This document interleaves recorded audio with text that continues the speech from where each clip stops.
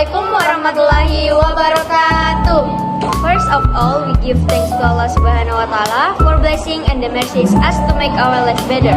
My salawat and salam praise to our Prophet Muhammad Sallallahu Alaihi Wasallam. Allahumma salli ala sayyidina Muhammad. Was guided us from darkness to Islamic era, namely Islam, the only true religion.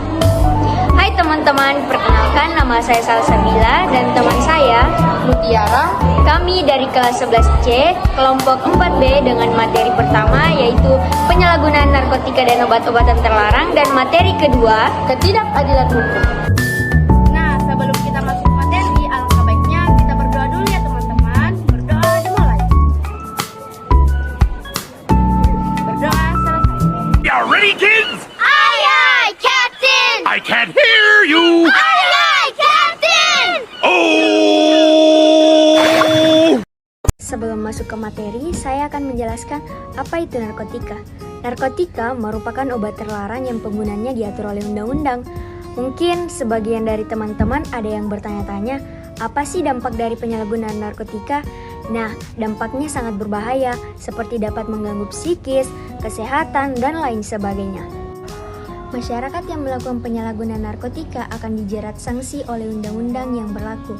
Menurut pasal 28H ayat 1 Undang-Undang Dasar Negara Republik Indonesia tahun 1945 berbunyi, setiap orang berhak hidup sejahtera lahir dan batin, bertempat tinggal, mendapatkan lingkungan hidup yang sehat, serta memperoleh pelayanan kesehatan.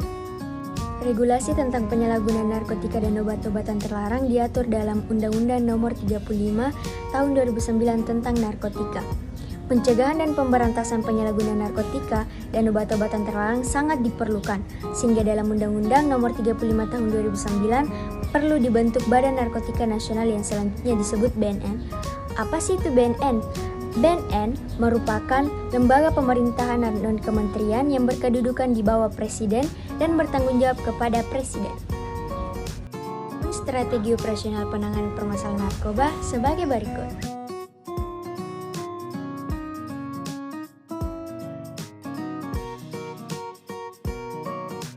Selanjutnya, peran seluruh elemen bangsa dalam penanganan narkoba sebagai berikut.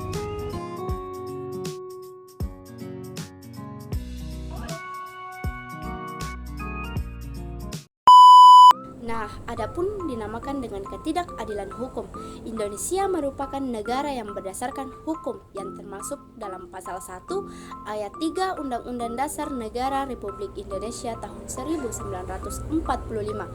Hukum adalah seperangkat peraturan yang mengandung semacam kesatuan yang dipahami melalui sebuah sistem. Nah, adapun yang dinamakan dengan keadilan yang berasal dari kata adil, menurut KBBI diartikan sebagai tindakan tidak berat sebelah, sepatutnya tidak sewenang-wenang. Keadilan menandaskan bahwa setiap manusia tidak boleh diperlakukan dengan sewenang-wenang, tetapi harus diperlakukan sesuai dengan hak-haknya. Nah, keadilan merupakan salah satu tujuan hukum. Tujuan hukum tidak hanya keadilan, tetapi juga kepastian hukum dan kemanfaatan idealnya. Hukum memang harus mengakomodasikan ketiganya. Akhir-akhir ini banyak banget terjadi fenomena ketidakadilan hukum bagi rakyat kecil. Nah, keadilan juga mempunyai bobot yang lebih berat dibandingkan dengan kemakmuran dan sentosa.